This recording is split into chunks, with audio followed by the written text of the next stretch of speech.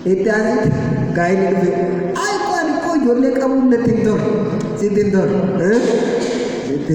wah berarti bu, karena kan Kristen makanya di buaya kalau jalan, namanya kakeknya mana kan ada di dewi ama garu, dia kakeknya lah, mana Kristen itu kalah,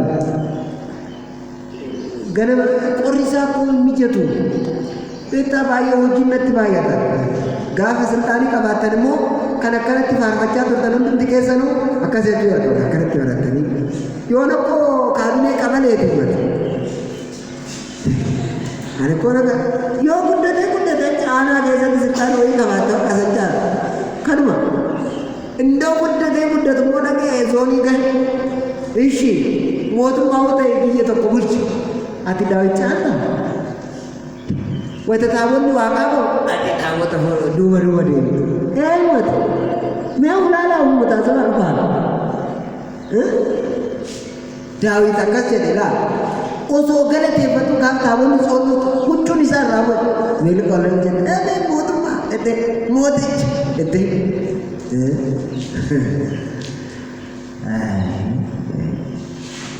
kiristaanummaan akkam injiraalee jedhe injiraa akka jiraatu waaqayyo maa gargaara nu akkana inni biraa yaadifama nama badise kan biraa ija isaaniitiin yogguu laallamu ani yaada sadi qofa kaasee gara gaariidhaan itti deema kiristiyaan yookaan ortodoksii kanaan deemuu qabna jedheen abda tokkoffaa yeroo hundumaa mee jedha yeroo hundumaadha haala hundumaanuu iddoo hundumattuu natti himame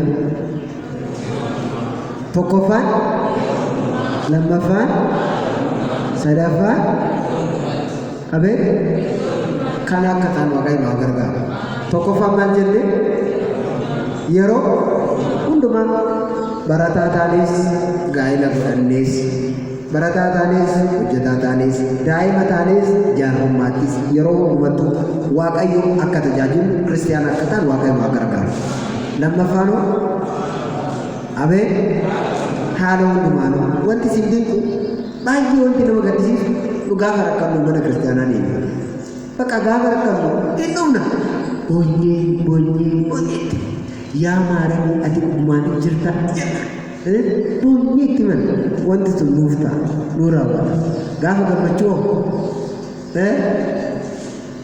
naqamu isaan naqamu namni gaafa gireediin jala wanni taate dhufee sillaasee likkiitti hima sillaasee xiqqoon jirtu ani as deddeebi'aa tajaajilaa waadha gaafa ijaarji viidiyoo fataa jenne fataa sanillee beeyne hiikni isaallee agarraa nuun galle akkasuma ta'e innaa naga disiisa dhugaa innaa yeroo gaddaas yeroo gammachuus haala hundumaanuu waaqayyo akkas jedhe hin argine raajicha akkas jedhe Hosee horii loon mooraa keessa yoo jiraatu baataniyyuu hoolonnis iddoo isaanii keessa jiraatu baataniyyuu saawwanis aannan kennuu baataniyyuu homtuu dhabo dhugumaan ejertis zayita kennuu baatullee maal jechuudha loowwan kan jedhamani dhugumaan hojii dhabamullee argamullee kan biraa immoo saawwan sunniin loowwan aannan kennuu baataniyyuu jechuun hojichi sun suga qabaachuu baatullee daldalli keenya nuu ta'uu baatullee barumsi keenya nuu raawwachuu baatullee homaa wanti qabanne nuti boriif abdanne nuu ta'uu baatuyyuu وانت أبا نيجي ولا بزاهير مكان الشام أنجرو جروات أيو يانجو ناف ويا ناف ملا كون دجارو يسات يانجو كنا كون دجارو واقعي يانجو يرو غداس يرو غمجوج أكاد دي واقعي نهاجر كار ini sadar formal jen abe edo asitis achikiti sankesatis university kesatille asitille ama bakinya namni wahi fe oso asit warra dira oso sinira jatti mal jattani ifa jattani ufi kesan rakun kamu kade jattani esawande Gipito ija kamu lalan dento sino kuba itu untuk mati Kristen atau kamu baka mane asyik tidur teh baka gak ada talafat itu kompada gak ada cilamu tahu kamu wakai hunda kenya itu untuk mati jero hunda Kristen tak kata wakai mager kan bayi yang coba bersakinya, wakai segera jadinya sama lagi, segera jadinya lagi itu, gafi fufna, gafi kayaknya dalam memperbaiki satu murah,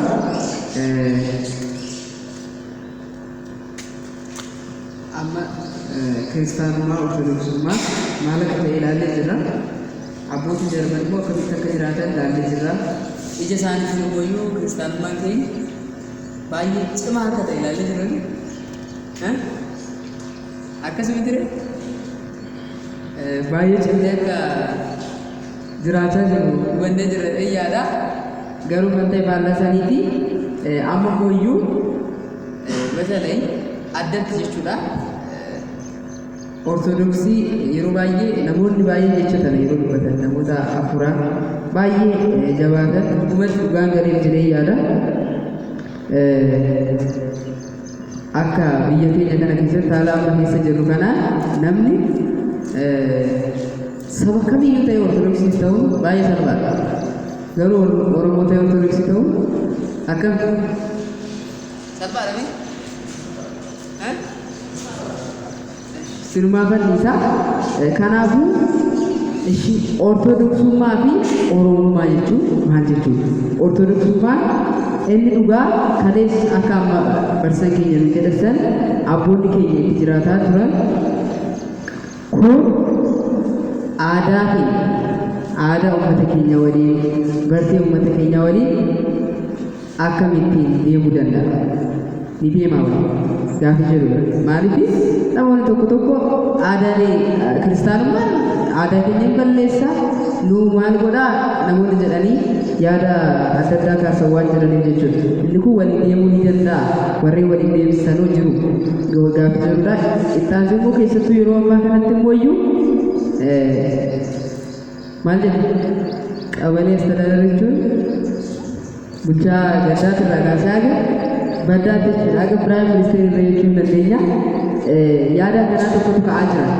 Maaltu jedha seetan? Jechuun kun waan ittiin istiraatiijii natti fakkaata maal jedhu oromummaan ilaalchi oromummaa jedhu amantaa hundumaayyuu oromummaa jechuun isin galee wanti isaa oromummaa jechuun sabboonummaa wanti jedhu kun amantaa kamirraayyuu kanaaf oromummaa kee qabatti taane isaan boonti taane amantaa wanta si fayyisu ni jechuudha. Interpretation biraa waan biraan qabu jechuudha. Kanaaf amantaa hundaa olii jedhanii kaasu.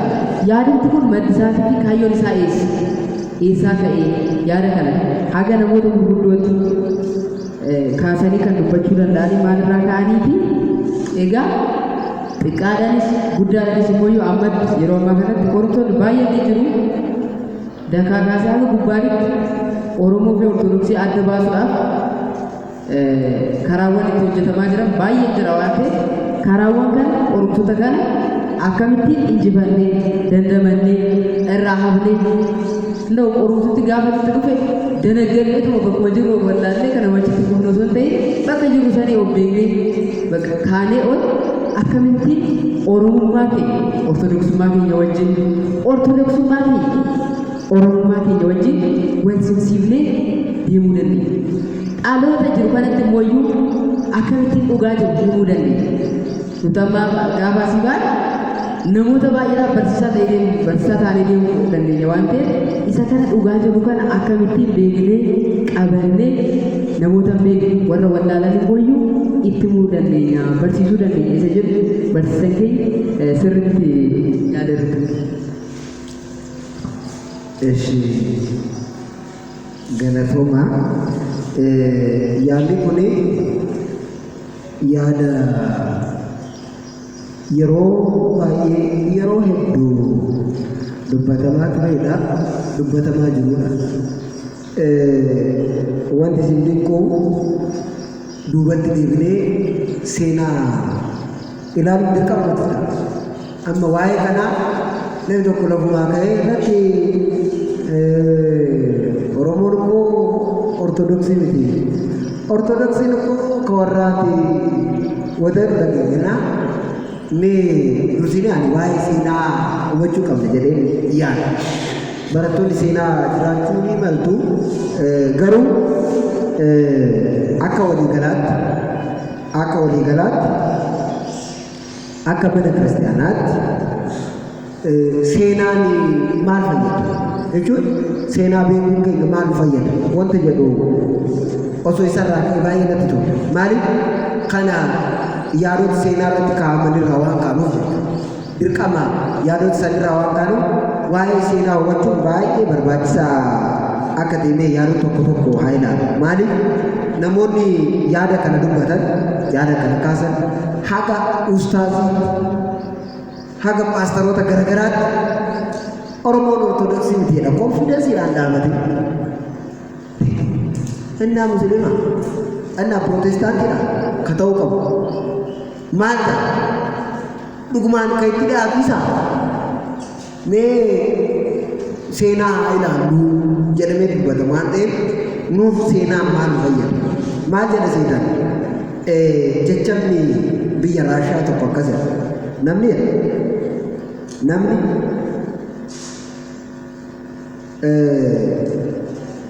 ትኩረትን ሁሉ ባለፈው ታሪክ ላይ ካደረግ አንድ አይነት ታጣለህ፣ ታሪክን ከረሳህ ደግሞ ሁለት አይነት ታጣለህ ጀደን ይወጥ ያደክ ሁንዱማ kan fuuldura irratti yoo goote ija tokko dhabda. Yoo seenaa kee dagatte immoo guutumaan guutuutti bal'aa ta'a. Yoo seenaa keenya nun beekin bal'aa ta'a jechuudha. Dirqama beekuu qabna waa'ee seenaa keenya. Waa'ee maalummaa keenyaa beekuun dirqama nutti ta'a. Yoo kana ta'in baay'ee nu dhiba waan ta'eef seenaa beekuun bal'aa ta'uu irraa nama baraara. Jechuun akkasumatti deema akkasii jechuun irraa nama baraara waan ta'eef seenaan hundi keenya dubbisuu, ilaaluu, qo'achuu qaba. Kanaanan seenaan egaa ija keenya hubanna. Ija keenya san yoo nu hubanne immoo ittiin ilaallaa jechuudha. Oromoon ortodoksiidha moo miti? Inda'um ani akka carraa ta'ee namtichi tokko naannoo Jimmaa natti fakkaata.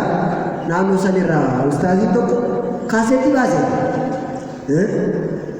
Oromummaa fi ortodoksummaan wal dhiitaa jedhee barsiisaa ture. Naani nadinka namni akkanatti dubbatu kun dhugumaan ortodoksii beekeera.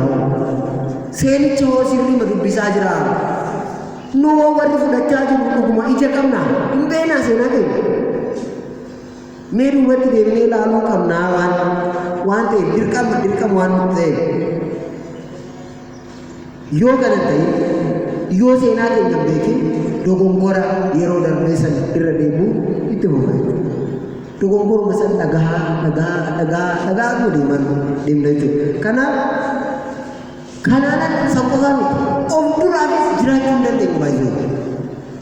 Wanti isin dhibu kana of duraaf jiraachuu hin dandeenyu. Namni tokko yoo seenaa ofii sirriitti hin beekin of dura isaa maal akka ta'e beekuun baay'ee ulfaata yookaan jiraachuu hin danda'u. Wanti isin kun riisarchii dhugaan isinitti riisarchii dhugaa bara 2000 fi naannoo 2008tti kan hojjetame jechuudha. Namni tokko naannoo Oromiyaa keessatti qofa naannoo nama miliyoona tokkotu amantaa agarsiisaa jira. Naannoo miliyoona tokko holoon amantaalee look maal jechuun eessa deemaa jiru. Innaa seenaa keenya baay'ee hubachuu baay'ee barbaachisaa. Maaliif dursaa jireenya keenyaa barsiisaa jireenya keenyaa waan ta'eef seenaan haadha keenya akka beeknu nu taasisa. Abbaa keenya akka beeknu nu taasisa. Namni seenaan beekne nama haadha isaa hin beekne abbaa isaa harmee fi abbee isaa nama hin beekne nama haadhaaf abbaa isaa hin beekne. Kanaaf seenaa barachuu beekuu hubachuu baay'ee barbaachisaadha. Kaleessi hundeedha jedhame kaleessi hundeedhaadha. Hardi utubaa bor baati bor maalidha? Utubaan hundeerra dhaabata. Seenaan kaleessi hundee mana kiristaanotaa hundumaaf waa hundaaf kaleessi hundee ta'uu qaba. Kanarraa kun immoo girgiddaa utubaadha. Bor immoo baate ittiin uffise boru. Kanaaf seenaa keenya beekuun baay'ee nu barbaachisa. Kaleessi seenaa har'a hojii bor immoo abdii. Laal har'a kaleessi seenaa darba har'a immoo hojii hojjetu bor immoo abdii maal ta'a? Mee of ilaalaa mee duubatti deebi'aati ilaalaa Qaataarii beektu? Qaataarii namni wallaalee jira jechuudha. Qaataarii ni beektamini? Qaataar macee maallamaa wancaan achitti gaggeeffame jechuudha. Yaati sadiinuu namni Qaataar magaalittiin guddoon suni kiristaana qofatu keessa ture har'a hoo Mbeyyo hundi keenya wanti isin tokko Qaataar keessatti Maarisaaqaa barsiisanii jiran. Maarisaaqaa biyya Maarisaaq dhaloonni isaa Qaataar. Macaafa mana gosaa jedhaman keessaa inni tokko isaan sadan keessaa Aragaa Mandasaa Filiksii fi Maarisaaq jedhama inni tokko Maarisaaq achitti dhalate. Turkiyaadhaa kalee mana kiristaanaa gurguddoo bareedaa Hagiyaa Soofiyaa kan jedhamtu kan Yohaannis inni abbaa wangeelaa Yohaannis afaan warqee kanneen akka Agnaatiyoos isa leencaaf kennamu kan keessatti barsiisan har'a masgiida taateerti. Yoo seenaa kee hin beekin yoo hundee kee hin beekin borii ta'uun hin oolu. Har'a daangaatu gubachaa jira bor qixxeen gubachuun hin oolu. Qixxeen daangaa ta'uun isaa noo gaafa daangaan dhume. Kanaaf seenaa beekuun baay'ee barbaachisaadha. Baay'ee barbaachisaadha. Kana sirriitti hubachuu qabna jedhee yaada. Seenaan kan cabee ni qajeelcha. Kan jallate kan dabe ni qajeelcha. Kanaaf seenaa beekuun baay'ee barbaachisaadha. Waan seenaarraa gargar baanee waa'ee seenaa keenyaa sirriitti hin beekne lakkii. Wanti isin kun seenaan kaduu kaasa. Namoota du'a wajjin haasawaa barbaaddu. Haasawaa barbaaddu moo hin barbaaddu? Ni barbaaddu?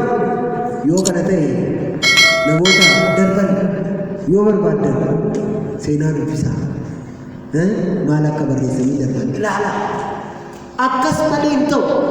Namoota darban wajjin abboota keenya darban jaarraa lammaffaa sadaffaa keessa turan isaan wajjin akka jiraannu taasisa gaaf seenaa dubbitu. Kanaaf duubatti deebinee mee haa ilaalu.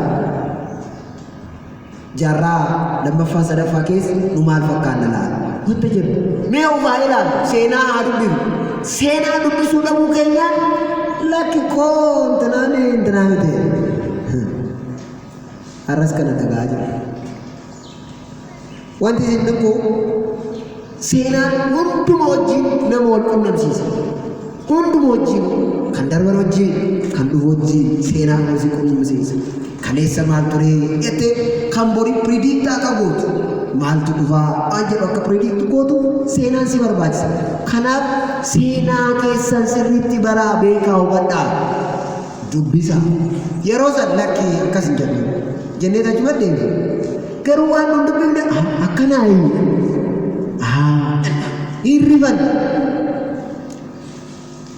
Inni biraa seenaan fuuldura keenya nuuf ibsa. Kanaaf seenaa haa dubbifnu. Kaleessi konkolaachisaadha. Harri ispookiyoodha. Borimmoo foddaa isa duraa kan ittiin ilaalan. Dura keenya ilaalaa deemuu danda'u qabu. Yoo kana hin ta'in hin duuta. Duun keenya hin duuta. Hin badda. Hin oolu. Wanta oolu.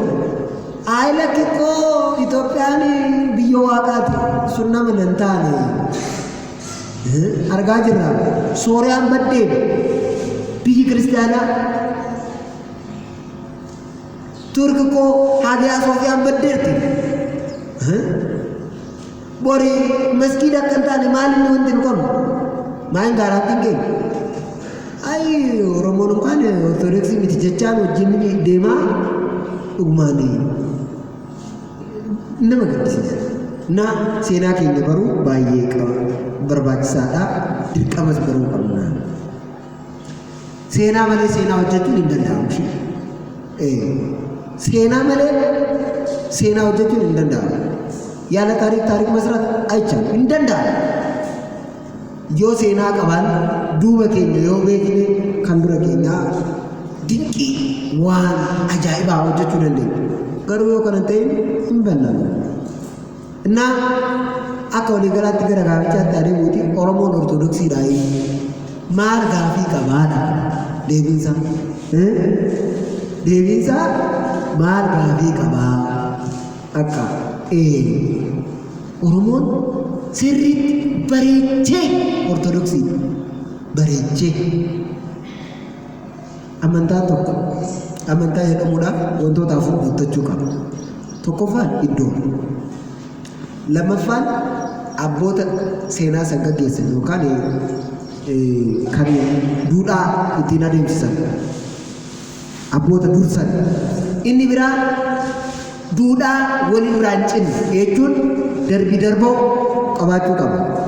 ونعمل بأحاتي قدست بيت كريستيان انت لا كل غواي زوارات بن من كريستيانا كلتي دو كبوتتي كغوندا كانتا كلتي جنة أكبر بنوجو كان غوتا جوجو لغماني أوروميا كيسة تطور كل إنجراني هم إنجراني مي هايلان ديبني سينما كما دبچا توريسم هايلان أورومون أرثوذكسي تو إسا wantoonni nu mirkaneessan jiran hedduu tokkoffaa mee iddoo haayilaan bakka iddoo Oromiyaan naannoo jaarraa 12ffaa 13ffaa kibba jedhamuudhaan naannoo kibbi guutuun haala bulmaata tokkoon bulaa ture. Yeroo sanirraa kaasee manni naannoon Oromiyaa guutuun tajaajilli mana kiristaanaa yookaan tajaajilli mana kiristaanaa itti adeemsifamaa turee jira akka guutuutti jechuudha. Akka guutuutti fakkeenyaaf akka waliigalaa yeroo san kibba yeroo kamuu dura yookaan naannoo kamuu duraa keessatti kibba Itoophiyaa jedhamee kan waamamu birbir keessatti naannoo amma Gaamo Goofaa keessatti jechuudha. Achitti sirni adeemsifamaa ture birbir.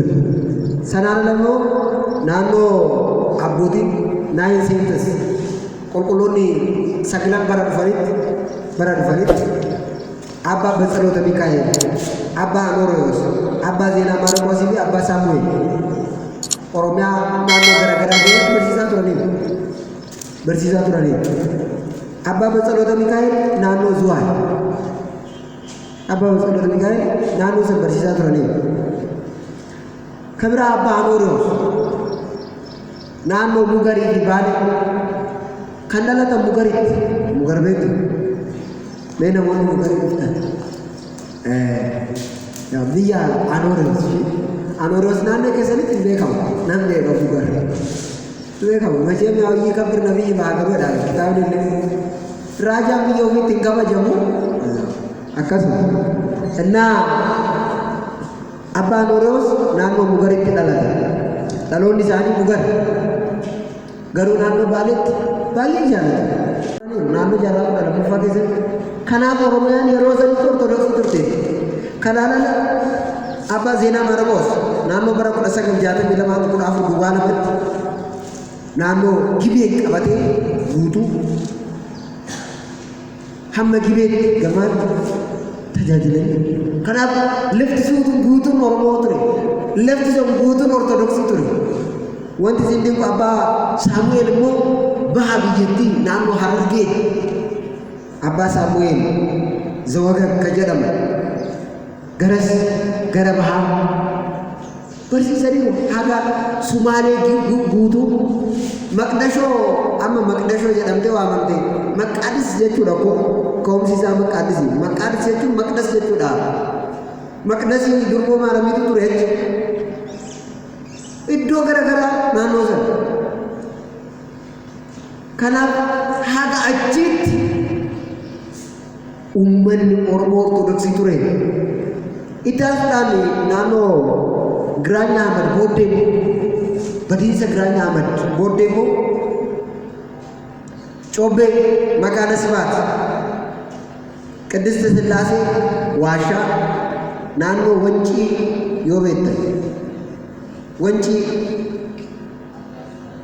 godina Shawaa Kibba Lixaa achitti ngiri barri kun naannoo baay'ee iddoo ture wanti inni kun naannoo Zuwaay jaarraa saglaffaa irraa kaasee mana amantaa Qullubbii Gabreeliitu iddoo erga baay'ee ture naannoo san kan turan uummata Oromoo ture kanaaf Oromoon Ortodoksii sirnaa ture naannoo jaarraa 12ffaa hanga 15ffaatti sirriitti uummanni naannoo Zuqaalaa akkuma ammas beeku Adulaalaa asuma Shawaa Bahaatti natti fakkaata godinni isaa asuma aanaa Liiban Zuqaalaa Adulaalaa naannoo sana Adaarii Maariyaam hin beektan hundi keessanuu gara Shawaan maa meeqa dubbannee qoofna meeqa kan dubbannee kan dhiifu Shawaan guutuu naannoo Gwaasiyoon Kiristaanota ciccimoo mana amantaa guddaa ture ani iddoo kanneen dhaqee argeera wanti isin dhinku godina Shawaa Fiichee jechuudha Shawaa Kaabaa aanaa hidha bu'aa bootee mana barumsaa guddaatu ture mana barumsaa guddaa kan Phaaphaasonni itti baratan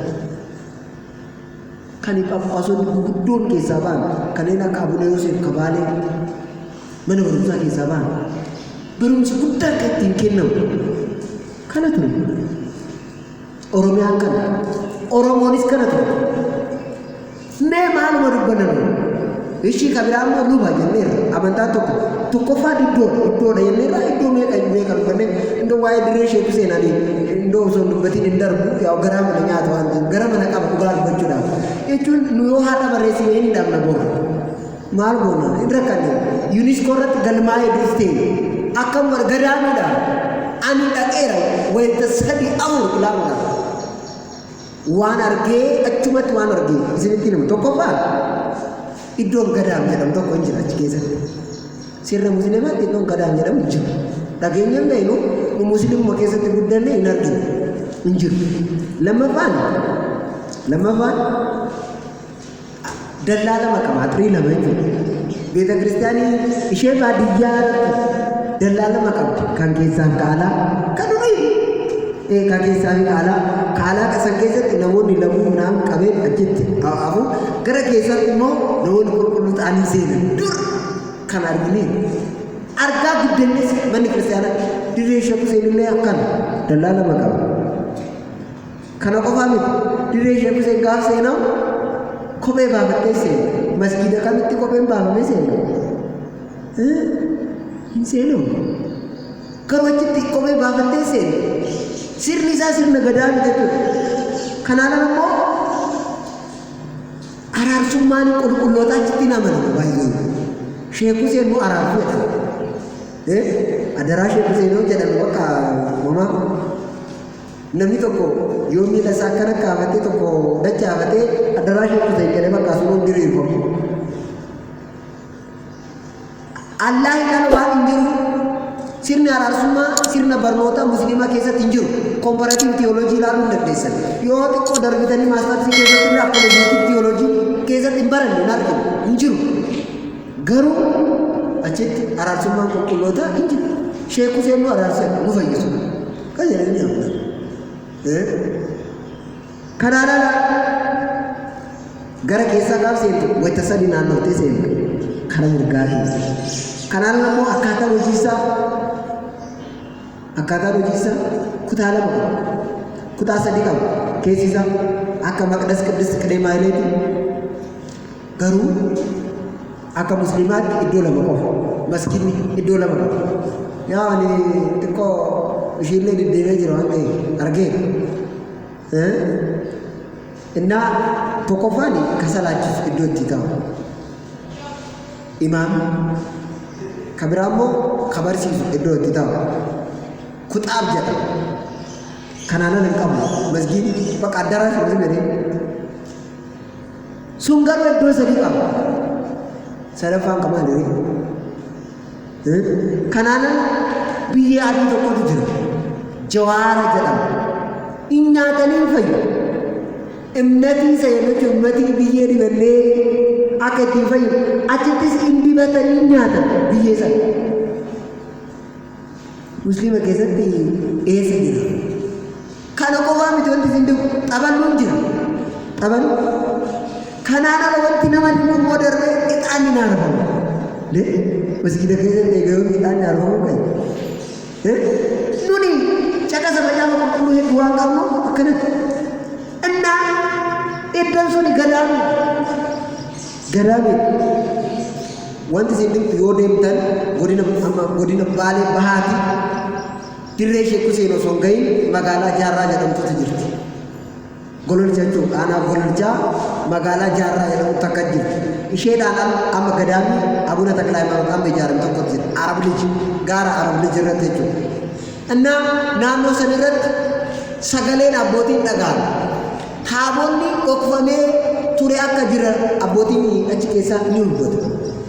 Naannoon sun naannoo qulqulloota ture. Baaleen Bahaa. Amma gadi yoo siixan Jaarraadhaa, Diinsaadhaa, Dirree Guddoodhaa achi dirree Sheek Huseen geessu guutumaan guututti jechuun ni danda'ama. Naannoo ganda sadii musliima hin argattan. Dirree Sheek Huseen haala kanaan. Amanu yoo dubbanne inni dhabna rakkoodha. Akkam boonu.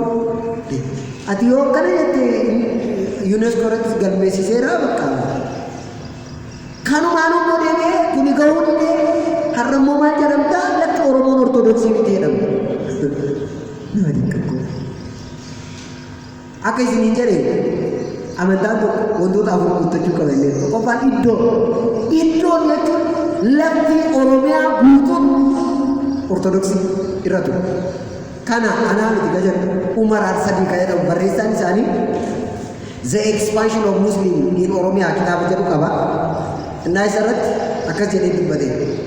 Oromiyaa keessatti kan sirni musliimaa expand ta'eef babal'ateef uummanni naannoo kanaa bulchaa yeroo sanii jechuudha mooticha wajjin waan wal-dhabbii qabaniif expanshinii kanaaf shoora guddaa taphateera jedhee dubbate. Kanaaf naannoo Gibee, naannoo Jimmaa guutuun Ortodoksii ture. Garuu har'a lakkoofsaan naannoo Baalee Arsii akkas. Naa guutuun kan fakkaatu. Kabiraa luba barbaada yookaan dursaa barbaada. Dursaan hin baane. Oromoo keessaa dursaan hin baane dursaan amantaa.